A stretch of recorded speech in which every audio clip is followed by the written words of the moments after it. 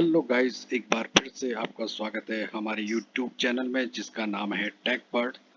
तो आज हम राजनीतिक विज्ञान से संबंधित 50 महत्वपूर्ण क्वेश्चंस को देखेंगे। Uttarakhand, UK PSC, UK triple SC और अन्य जो ग्रुप सी और ग्रुप बी लेवल के एग्जाम होते हैं उसके मद्देनजर ये सारे जो क्वेश्चन हैं बहुत ही महत्वपूर्ण हैं, एग्जाम में बार बार ही पूछे जाते हैं। तो हम इसके पहले पार्ट को लेकर आए हैं। तो चलिए आइए चलते हैं, शुरू करते हैं। पहला प्रश्न है, पुस्तक नेशन एंड नेशनलिज्म के लेखक कौन हैं? तो ये हैं आपके अर्नेस्ट गेलनर। कई बार ये प्रश्न पूछा गया है। नेशन एंड नेशनलिज्म के लेखक कौन हैं? तो ये हैं आपके अर्नेस्ट गेलनर। दूसरा प्रश्न, निम्न में से कौन कमिंग टुगेदर फेडरेशन का उदाहरण है? कमिंग टुगेदर फेडरेशन, तो यह है अमेरिका, स्विट्जरलैंड और ऑस्ट्रेलिया। तीसरा प्रश्न, मौलिक कर्तव्य फंडामेंटल ड्यूटीज को कौन सी कानूनी समर्थन प्राप्त नहीं है? कौन सा कानूनी समर्थन प्राप्त नहीं है? तो यह कानूनी समर्थन, मौलिक कर्तव्यों को कानूनी समर्थन प्राप्त नहीं है। ठीक है, व्याख्या अगर हम इसकी देखें तो मौलिक कर्तव्यों का उल्लंघन दंडनीय नहीं है, इसलिए इसे कानूनी समर्थन प्राप्त नहीं है। अब चलते हैं चौथे प्रश्न पर। चौथा प्रश्न है, निम्नलिखित में से कौन राजनीतिक दलों का कार्य नहीं है? तो यह है नियमों का निर्णय। तो देखें तो व्याख्या, नियमों का निर्णय न्यायालय न्यायपालिका का कार्य है, नियमों का निर्णय, न कि राजनीतिक दलों का। इसलिए यहाँ पर कहा गया कि राजनीतिक दलों का कार्य नहीं है नियमों का निर्णय करना, क्योंकि ये कार्य जो है वो न्यायपालिका यानी कि कोर्ट जो होती है हमारी उसका है। पांचवा, निम्नलिखित में से कौन पारंपरिक राजनीतिक सिद्धांत के समर्थक हैं? पारंपरिक राजनीतिक सिद्धांत के समर्थक, तो ये कौन है? George H Sabine. George H Sabine जो है पारंपरिक राजनीतिक सिद्धांत के प्रमुख विचारक हैं। तो देखिए, आप देख सकते हैं क्वेश्चन जो है काफी ज्यादा मॉडरेट और या टफ लेवल आप कह सकते हैं, और ऐसे क्वेश्चन पूछे जाते हैं। अंतरराष्ट्रीय प्रणाली में एक राज्य की प्रमुखता को क्या कहा जाता है? उत्तर हो जाएगा बी, यानी कि वर्चस्व, हेजमनी। ठीक है, तो वर्चस्व का अर्थ है एक राज्य का अन्य राज्यों पर प्रभुत्व। तो अंतरराष्ट्रीय प्रणाली में एक राज्य की प्रमुखता को क्या कहा जाता है? इसे कहा जाता है वर्चस्व, और अंग्रेजी में कहें तो हेजमनी। सातवां प्रश्न, राष्ट्रीय मानवाधिकार आयोग नेशनल ह्यूमन राइट कमीशन का सदस्य कौन नहीं होता है? नेशनल ह्यूमन राइट कमीशन, राष्ट्रीय मानव अधिकार आयोग का सदस्य कौन नहीं होता है? तो उत्तर हो जाएगा इसका अल्पसंख्यक शैक्षिक संस्थानों के आयोग के अध्यक्ष। ठीक है, तो अगर अल्पसंख्यक आयोग के अध्यक्ष इसके सदस्य होता है, अनुसूचित जनजाति आयोग के अध्यक्ष इसके सदस्य होते हैं, महिला आयोग के अध्यक्ष इसके सदस्य होते हैं, लेकिन अल्पसंख्यक शैक्षिक संस्थानों के आयोगों के अध्यक्ष इसके सदस्य नहीं होते हैं। प्रश्न नंबर 8, मौलिक अधिकारों को लागू करने की शक्ति किसके पास है? मौलिक अधिकारों को यानी कि फंडामेंटल जो राइट रहते हैं उनको लागू करने की शक्ति किसके पास है, पावर किसके पास है? तो यह है उच्चतम और उच्च न्यायालय, यानी कि हाई कोर्ट, सुप्रीम कोर्ट। यहाँ पर अगर हम देखें अनुच्छेद 32 और अनुच्छेद 226 के तहत उच्चतम और उच्च न्यायालयों को मौलिक अधिकारों की रक्षा का अधिकार है। प्रश्न नंबर 9, भारतीय राजनीतिक दलों के सामने कौन सी चुनौती नहीं है? तो यह चुनौती नहीं है पूछ रहा है, तो मतदाताओं को सार्थक विकल्प प्रदान करना। ठीक है, तो ये चुनौती नहीं है। 10वां देखें, बोलीविया में हालिया संघर्ष किससे संबंधित है? बोलीविया में, तो यह है जल से संबंधित। तो ऐसे भी प्रश्न पूछे जाते हैं वर्ल्ड पॉलिटिक्स से। 11वां, भारतीय संविधान का अनुच्छेद 368 किससे संबंधित है? तो ये आपका संविधान संशोधन से। 12वां प्रश्न है, लोकतंत्र शब्द का अर्थ क्या है? तो इसका अर्थ है जनता का शासन। 13वां प्रश्न, भारतीय संसद के कितने सदन हैं? तो भारतीय संसद के जो हैं आपके 2 सदन हैं। भारतीय संसद के क्या हैं आपके दो सदन है। ठीक है, भारतीय संसद के कितने सदन हैं? दो सदन। संविधान सभा के अस्थायी अध्यक्ष कौन थे? तो संविधान सभा के अस्थायी अध्यक्ष हमारे डॉक्टर राजेंद्र प्रसाद थे। अस्थायी अध्यक्ष की बात हो रही है, तो ये राजेंद्र प्रसाद थे। 15वां प्रश्न, न्यायपालिका की स्वतंत्रता किससे सुनिश्चित होती है? तो ये होती है आपके संविधान से। 16वां प्रश्न, भारत में राष्ट्रपति को निर्वाचित कौन करता है? तो ये करता है आपका निर्वाचक मंडल। ठीक है, तो जो निर्वाचक मंडल होता है वो राष्ट्रपति को निर्वाचित करता है। 17वां प्रश्न, राज्य नीति के निदेशक तत्व किस भाग में है? राज्य नीति निदेशक तत्व, तो यह है भाग 4 में। भाग 4 में यह है। प्रश्न नंबर 18वां, लोकसभा का कार्यकाल कितने वर्षों का होता है? तो पता होना चाहिए, 5 वर्ष का। 19वां प्रश्न, भारत में संवैधानिक आपातकाल की घोषणा किस अनुच्छेद में है? संवैधानिक आपातकाल यानी कि कॉन्स्टिट्यूशनल आपातकाल कह दें तो इमरजेंसी, तो किस अनुच्छेद में? 352 में। 352 में। 20वां प्रश्न, संविधान के किस अनुच्छेद के तहत मौलिक अधिकारों का प्रवर्तन होता है? मौलिक अधिकार यानी कि फंडामेंटल जो राइट्स है उनका प्रवर्तन होता है, तो यह है 32। संविधान के अनुच्छेद 32 में मौलिक अधिकारों का प्रवर्तन होता है।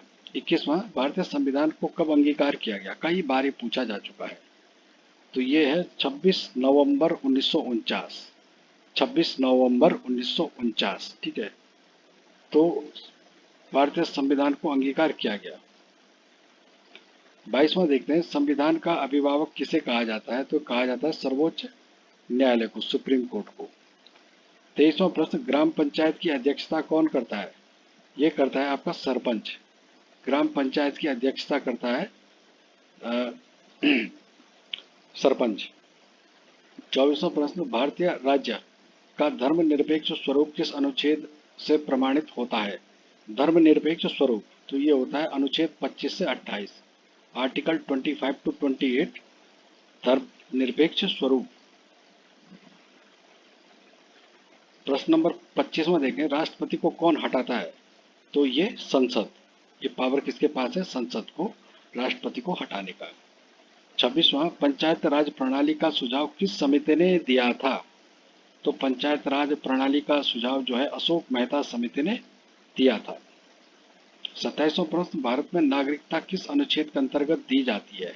नागरिकता, तो ये दी जाती है अनुच्छेद 5 से 11। अनुच्छेद 5 से 11।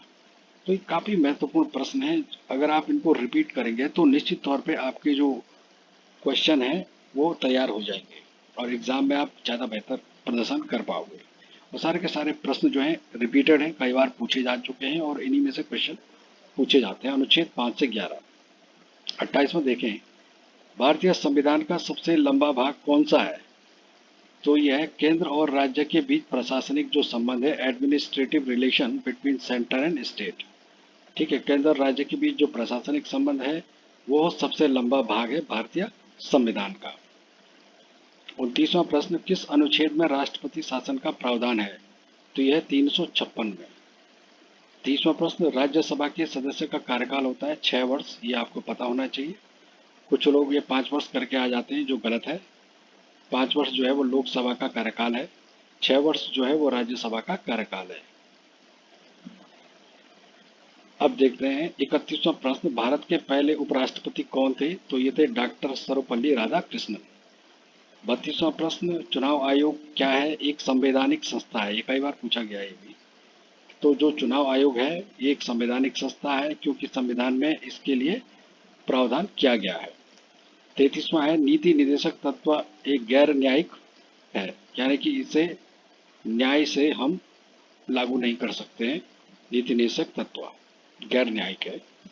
34वां है, संसदीय प्रणाली कहाँ से ली गई है? संसदीय जो पार्लियामेंट्री सिस्टम है वो लिया गया ब्रिटेन से ली गई है ये। संविधान में कितने मौलिक अधिकार हैं? फंडामेंटल जो राइट है वो हैं 6। यूनियन बजट किसके द्वारा प्रस्तुत होता है? प्रस्तुत होता है यानी कि प्रेजेंट होता है, तो वित्त मंत्री के द्वारा। आपने हर साल देखा होगा जब बजट सत्र होता है तो उसमें जो बजट होता है उसको पेश जो करता है वो वित्त मंत्री करता है। 37वां प्रश्न, अनुच्छेद 370 हटाया गया 2019 में। 370 जो है वो जम्मू एंड कश्मीर से संबंधित है, तो ये 2019 में इसको हटाया गया था। 38वां है, भारत का सर्वोच्च विधि अधिकारी, लॉ जो अधिकारी वो कौन होता है? वो होता है अटॉर्नी जनरल, या इसे कहते हैं महान्यायवादी। 39वां प्रश्न, न्यायपालिका का प्रमुख कार्य क्या है? न्यायपालिका का यह है न्याय करना। 40वां प्रश्न देखते हैं, संविधान की प्रस्तावना में शामिल नहीं है राज्यपाल।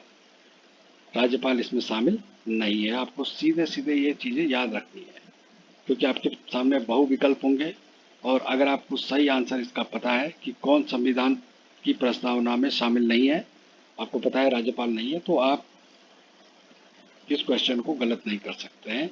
41वां प्रश्न, राष्ट्रपति की उम्र न्यूनतम कितनी होनी चाहिए? ये होनी चाहिए 35 वर्ष। 42वां है, नीति निर्देशक तत्व लागू नहीं होते हैं न्यायालय द्वारा। ठीक है। 43वां प्रश्न, संविधान सभा की जो पहली बैठक है वो कब हुई थी? ये कई बार पूछा गया है। ये हुई थी 9 दिसंबर 1946। 9 दिसंबर 1946 को। 44वां प्रश्न, स्वतंत्र भारत का पहला कानून मंत्री कौन था? तो ये था डॉक्टर भीमराव अंबेडकर, जिनको BR अंबेडकर भी कहा जाता है शॉर्ट में। भीमराव अंबेडकर स्वतंत्र भारत का पहले कानून मंत्री ये थे। 45वां, संसद के दोनों सदनों की संयुक्त बैठक कौन बुलाता है? तो ये बुलाता है राष्ट्रपति। 46वां प्रश्न, एकीकृत न्यायपालिका भारत की क्या है? एकीकृत इंटीग्रेटेड जुडिशियरी, ये क्या है? भारत की एक विशेषता है। 47वां प्रश्न, भारत का सर्वोच्च संवैधानिक पद कौन सा है? राष्ट्रपति। तो राष्ट्रपति क्या है? सर्वोच्च संवैधानिक पद है। 48वां, राज्यसभा को भंग नहीं किया जा सकता, अस्थायी सदन है, इसलिए इसको भंग नहीं किया जा सकता है। ठीक है। 49वां है, पहली महिला लोकसभा अध्यक्ष कौन थी? पहली महिला लोकसभा अध्यक्ष तो ये थी मीरा कुमार। मीरा कुमार। और 50वां और अंतिम प्रश्न इस सीरीज का, संविधान का संरक्षक कौन है? तो ये आपका सुप्रीम कोर्ट।